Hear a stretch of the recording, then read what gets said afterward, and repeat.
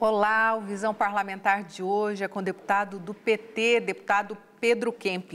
Ele cumpre o 5º mandato como parlamentar e atualmente ele preside 2 comissões importantes na casa, que é a Comissão de Educação e a de Segurança Pública e Defesa Social, além de compor outras comissões permanentes. Deputado, olá, tudo bem? Tudo bem. Deputado, vamos começar fazendo uma retrospectiva aí, enquanto a CPI aqui na casa, tão falada, tão comentada, tão anunciada, que foi a CPI que investigou a atuação do CIMI, do Conselho Indigenista Missionário, nas aldeias. O senhor, deputado, fez um relatório, apresentou um voto em separado da comissão. Por quê, deputado? O senhor tem uma visão muito específica em relação às comunidades indígenas e entende do assunto, é conhecido pelas comunidades. Como é que o senhor avalia, deputado, o trabalho? Na verdade, eu fui muito crítico em relação à instalação dessa CPI aqui na Assembleia Legislativa, porque a tentativa de criminalizar o CIMI estava muito clara desde o início. Houve uma acusação de que o CIMI, Conselho Indigenista Missionário, era responsável pelas ocupações das terras por parte dos índios aqui no Mato Grosso do Sul, que essa entidade estaria por trás dessas ocupações. E eu, como conheço muito de perto a atuação do CIMI e conheço também muito de perto o movimento indígena, eu sabia que isso não era verdade e não poderia concordar com essa hipótese que foi levantada para a abertura da CPI. Participei da Comissão Parlamentar de Inquérito e, ao final, não pude concordar com o relatório que foi apresentado pelo relator, que, de uma certa forma, queria incriminar, queria também responsabilizar o CIMI pelas ações do movimento indígena aqui no Mato Grosso do Sul.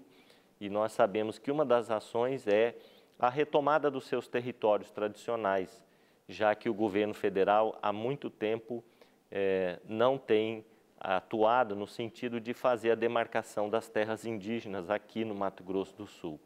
Então, eu fiz um voto em separado com as argumentações que eu, na verdade, fiz durante todo o processo da CPI, separando a atuação do CIMI, que é uma entidade que apoia a luta das comunidades indígenas, principalmente pela demarcação dos seus territórios, mas também por melhores condições de vida nas aldeias, separando do movimento indígena que tem a sua autonomia e a sua lógica de atuação.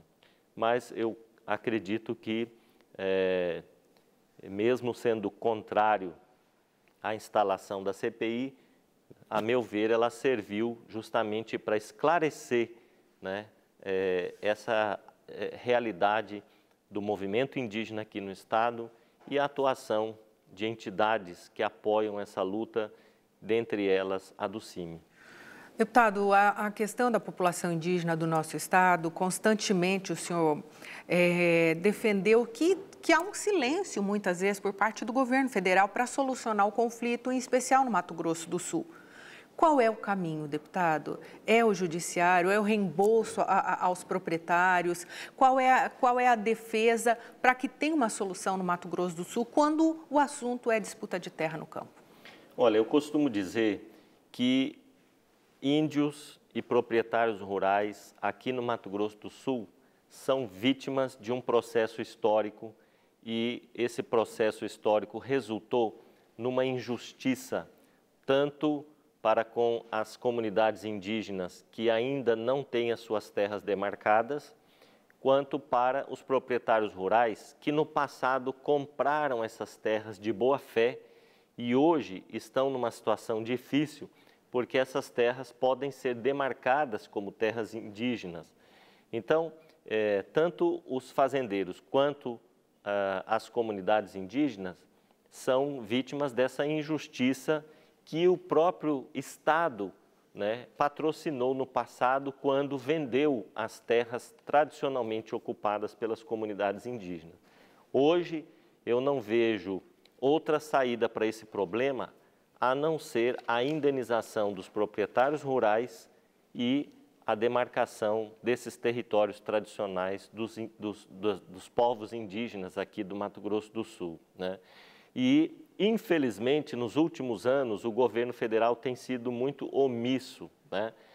Algumas iniciativas aconteceram, ministro da Justiça esteve visitando o Estado, criou um grupo de trabalho para identificar as terras e depois elaborar uma proposta de indenização para os proprietários rurais, mas infelizmente isso parou, né? Não caminhou e ainda o impasse permanece, né?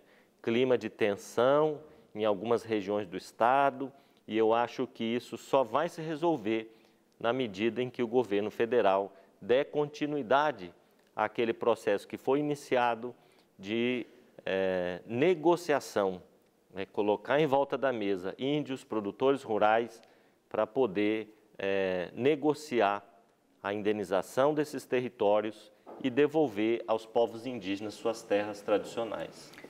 Deputado, uma conquista, vamos falar agora de uma situação boa, que foi em relação à educação especial. Firmado esse convênio para a cedência dos professores de educação especial, foi uma luta grande junto ao governo do estado para que isso acontecesse. Uma vitória logo no começo do ano. Fiquei muito feliz com essa conquista das entidades que trabalham com a educação especial. Na verdade, essas entidades que atuam aqui em Campo Grande e também em todos os municípios praticamente do Mato Grosso do Sul, as APAES, Pestalozes e outras instituições que atendem as pessoas com deficiência, elas estavam muito inseguras porque elas dependem da cedência de profissionais, de professores, para que possam prestar o serviço à comunidade. E o governo do estado, no início dessa gestão, tinha dito que não poderia mais ceder esses profissionais, que eles estavam cedidos de forma irregular para essas escolas, né? Nós fizemos uma audiência pública bem participativa, com representantes de todo o estado na Assembleia, e após essa audiência pública foi constituída uma comissão para negociar, junto à Secretaria de Educação, uma solução definitiva para esse problema. E, finalmente, nós conseguimos, então, elaborar um documento com a participação, inclusive, do Ministério Público Estadual, que avalizou o que aconteceu. Os professores convocados, contratados temporariamente, vão sendo substituídos aos poucos por professores efetivos da Secretaria de Educação do Estado, ou seja, concursados.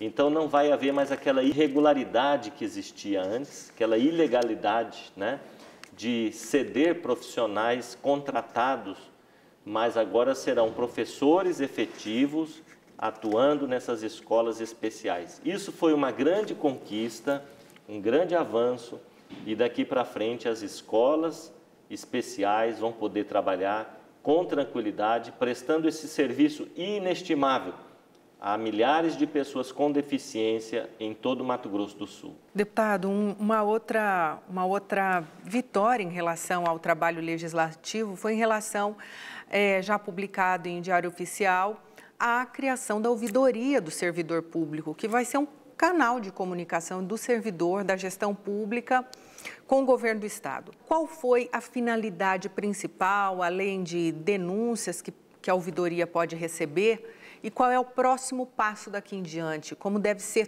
tomada agora as providências para que se instale a ouvidoria? Olha, vez ou outra eu recebi aqui na Assembleia Legislativa um servidor alegando que estava sendo perseguido pelo seu chefe, que estava sofrendo assédio moral dentro do seu ambiente de trabalho, servidores que tinham sido removidos de uma repartição para outra contra a sua vontade e caracterizando essa remoção como até mesmo uma forma de constrangimento e de discriminação da pessoa. Então, com base nessas reclamações e denúncias que eu recebi, eu resolvi apresentar uma emenda na Constituição do Estado para criar a ouvidoria do servidor, né? Por que é importante essa ouvidoria?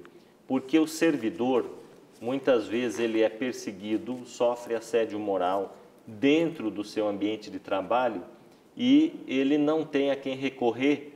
Por quê? Porque quem está provocando aquele assédio é o seu próprio chefe, né? Ou superior, né? Direto. Então, nós queremos que o servidor ele tenha a oportunidade de fazer a denúncia sem sofrer ainda mais perseguições, né? Então, é preciso que essa perseguição, o assédio moral, isso seja banido do serviço público, né? Principalmente o servidor que é concursado, ele é uma pessoa que está ali para prestar um serviço à sociedade, né? E se ele é efetivo, ele tem que ter tranquilidade. Quando há mudanças de chefias, mudança de governo, né? Ele tem que ser respeitado, porque ele é um servidor, né? Que muda governo, mas ele fica, né?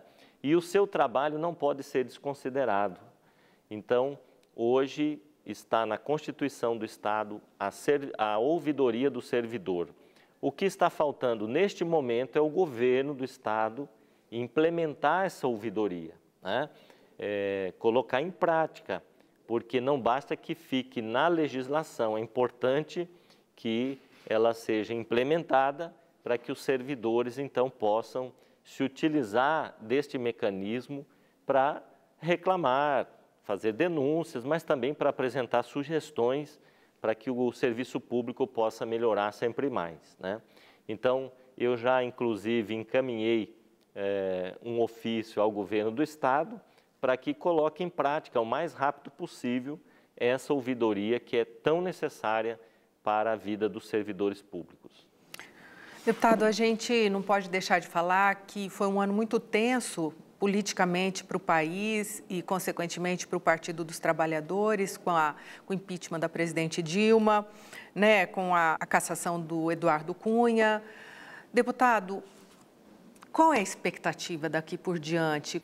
Olha, de fato, esse foi um ano muito difícil do ponto de vista da política nacional. Nós estamos vivendo uma crise sem precedentes na história do nosso país, onde o parlamento, principalmente, está sofrendo um desgaste muito grande. A imagem do político está muito desgastada, né? E a população que saiu às ruas, né, pedindo mudanças, reformas e principalmente o combate à corrupção, né? Ela, de uma certa forma, está frustrada, né? Por quê? Porque após tantas manifestações, ocorreu o impeachment da presidente e, para muitos, o impeachment seria, assim, a solução de todos os problemas. Mas, após o impeachment, o que aconteceu? Mais problemas ainda. Muitas outras denúncias surgiram, né? De corrupção, de irregularidades. Então, hoje, o que a população precisa entender é que o que está falido no país é o atual sistema político como um todo. O problema não está em um partido político, né? Está num sistema que foi corrompido e que precisa mudar. Então, eu digo assim sempre que, após cada crise, deve surgir algo novo, diferente, melhor do que estava aí, né? E essa é a nossa esperança, que haja uma reforma política que possa mudar, do ponto de vista estrutural, né, as instituições políticas do país e também o processo eleitoral brasileiro, né?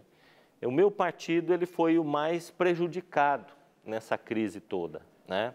Eu sou filiado ao Partido dos Trabalhadores há 31 anos, nunca tive um outro partido, né? Sempre acreditei no seu projeto, na sua proposta política, né? E continuo acreditando. Importante dizer isso para as pessoas, né? Porque qual que é a proposta original, né, do meu partido? É a transformação da sociedade brasileira numa sociedade mais justa, mais igualitária, mais fraterna, mais generosa com todos os brasileiros.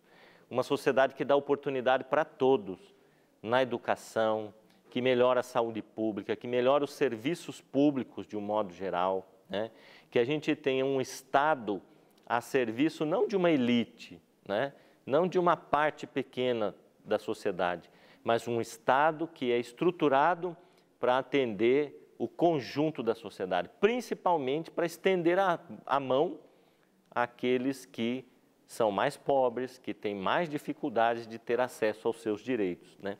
Eu continuo acreditando e lutando para que esse projeto ele possa se realizar no nosso país, né?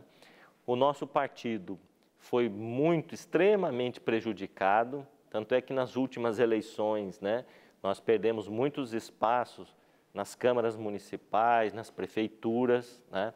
E eu lamento que a mídia, né, a grande mídia, de um modo geral, setores do Judiciário, da Polícia Federal e o Parlamento, uma grande parte do Parlamento, tenha se juntado para poder fazer o impeachment da presidente Dilma, uma mulher honrada que foi eleita democraticamente por mais de 54 milhões de brasileiros, né?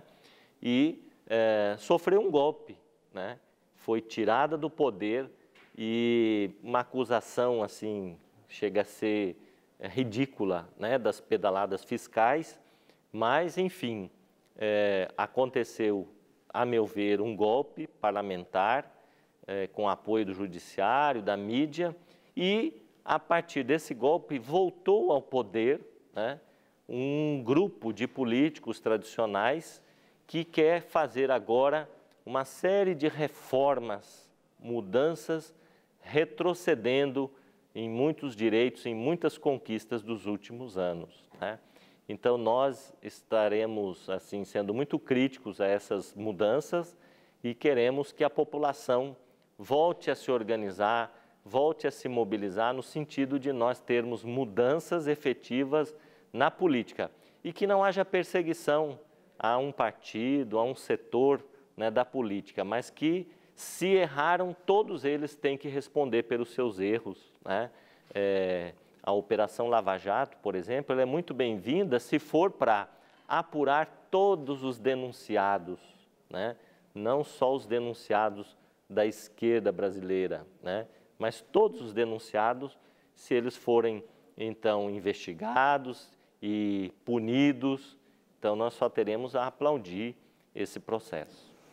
Muito obrigada, deputado. Nós vamos para o intervalo, mas daqui a pouquinho a gente volta para saber o que pensa o deputado Pedro Kempis sobre a reforma no ensino médio do país. Eu volto já já.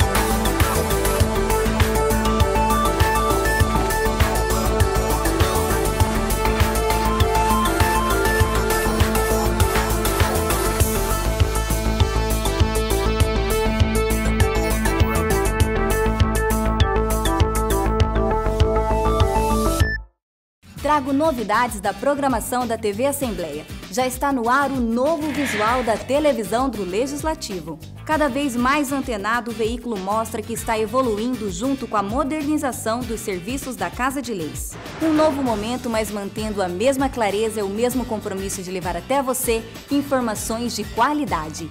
Assista a nova TV Assembleia pelo canal 9 da NET, YouTube ou portal al.ms.gov.br.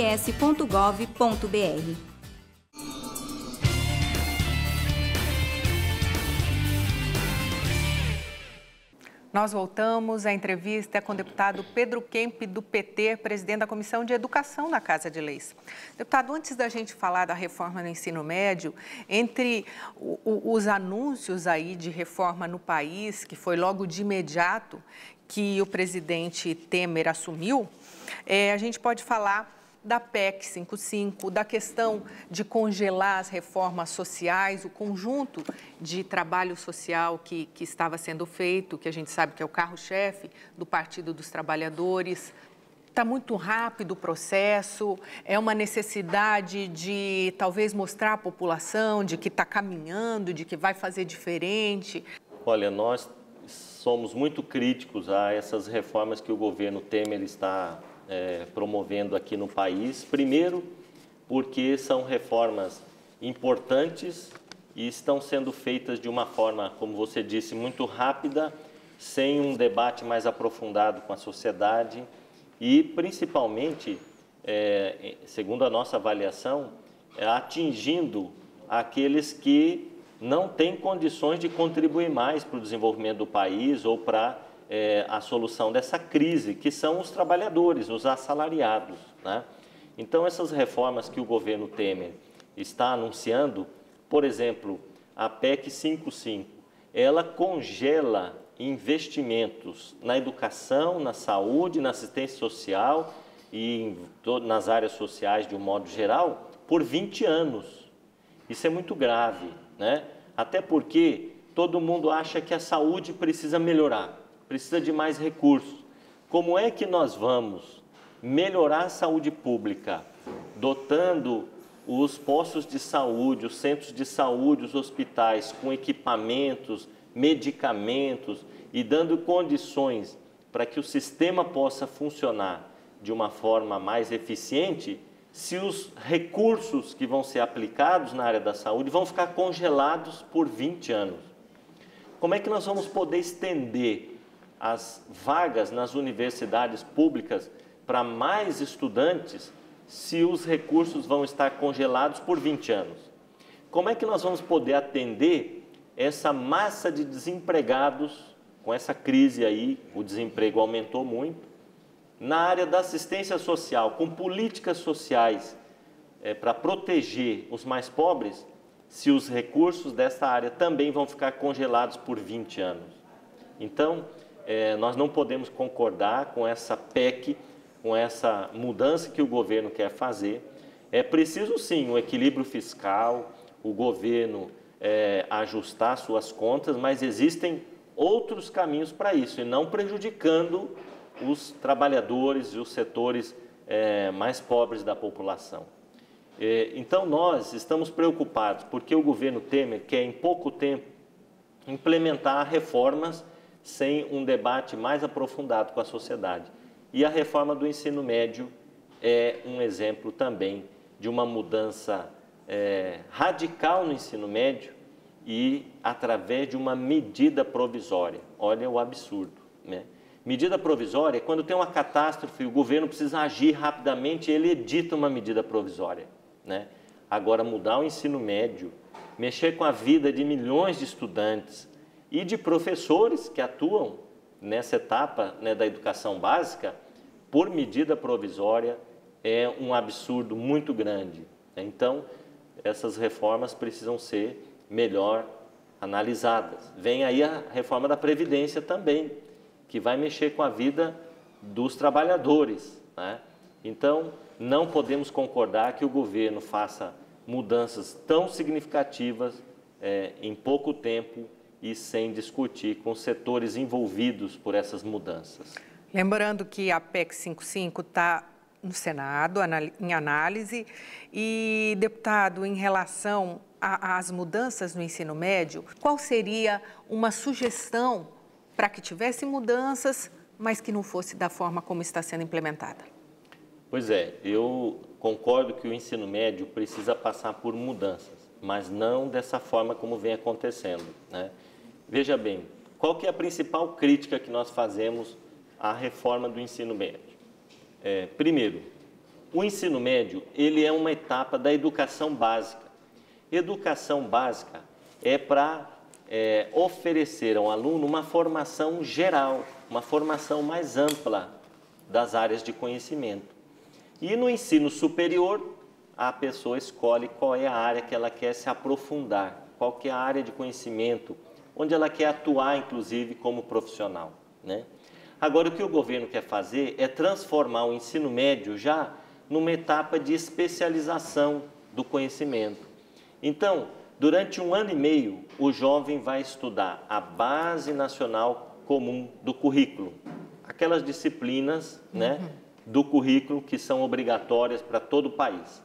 Depois, durante 1 ano e meio, ele vai escolher qual que é o itinerário pedagógico que ele quer perseguir. Ou seja, qual é a área de conhecimento que ele quer se aprofundar.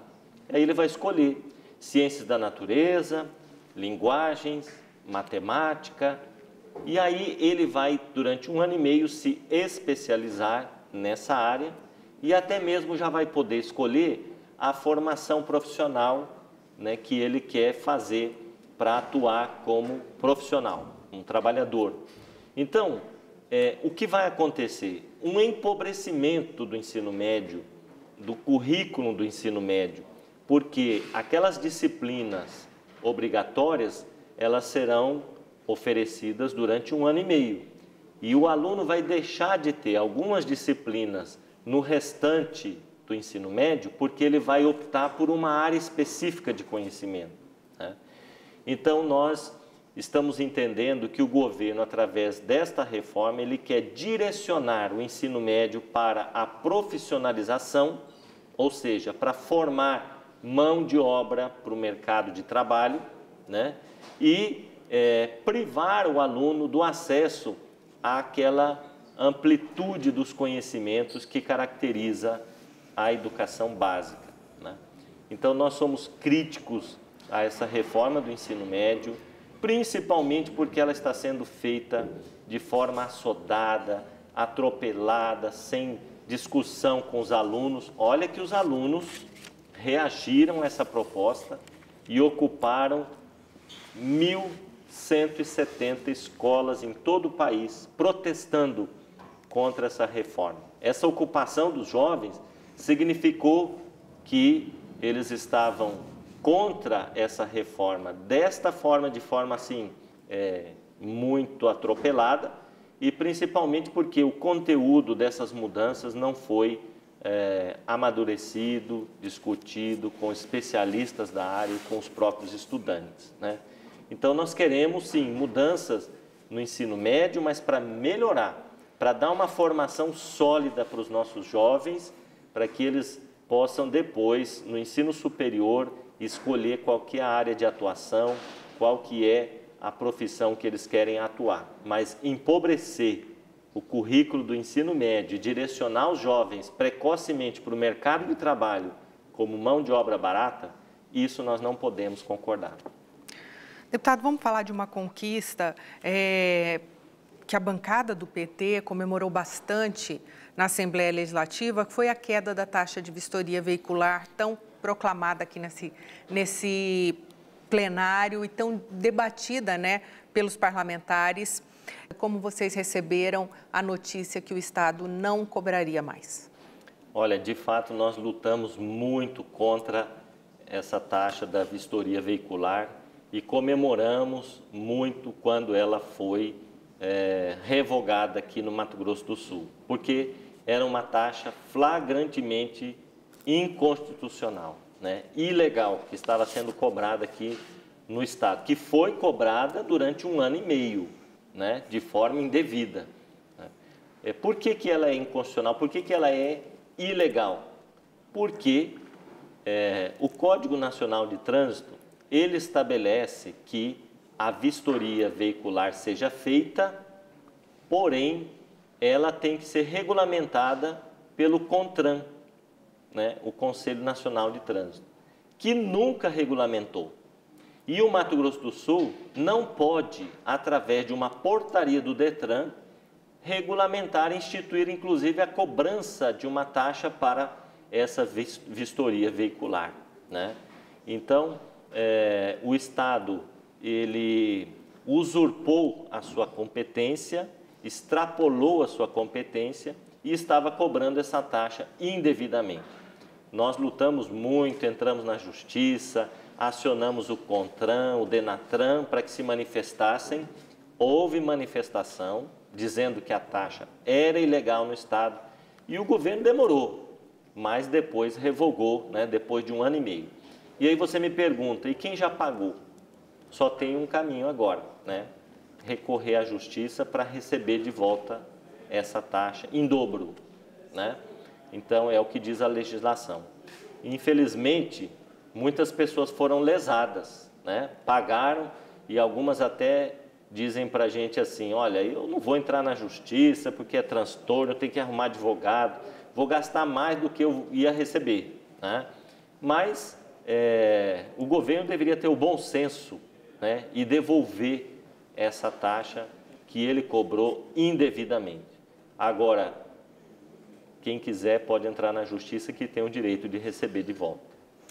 Deputado, eu quero agradecer, desejar sucesso nos trabalhos que continuam pela frente. A gente sabe que a demanda é grande em relação à assistência social, à educação, a cara do seu trabalho, né? A identidade do seu trabalho como parlamentar. Nós vamos continuar firmes, né, defendendo aquelas bandeiras que nós sempre levantamos aqui em favor da educação pública, em favor da assistência social aos mais pobres, em favor das pessoas com deficiência, aos negros, aos índios, aos jovens, né? Nós vamos continuar fazendo a luta por justiça social, por igualdade de direitos, por respeito aos cidadãos, principalmente aqueles que não têm voz, aqueles que não conseguem fazer chegar a sua voz, né, aos ouvidos do Estado, que muitas vezes é negligente em oferecer serviços à população. Então estaremos aqui firmes na defesa desses compromissos e quero aproveitar para agradecer a todos os servidores da Assembleia Legislativa, a nossa assessoria que nos auxiliam no nosso trabalho cotidiano e agradecer a vocês da TV Assembleia pela cobertura dos nossos trabalhos, pela parceria que vocês fazem com a gente, porque nós só conseguimos também chegar à população, divulgar o nosso trabalho, né, através de vocês que fazem a cobertura dos nossos trabalhos. Então, agradeço a todos que nos acompanharam, que nos incentivaram e vamos em frente, porque a luta continua. Obrigada, deputado. O Visão Parlamentar termina aqui. Nós conversamos com o deputado Pedro Kemp, do PT. Mais informações e notícias sobre o trabalho parlamentar você pode acessar o portal al.ms.gov.br. Até o próximo.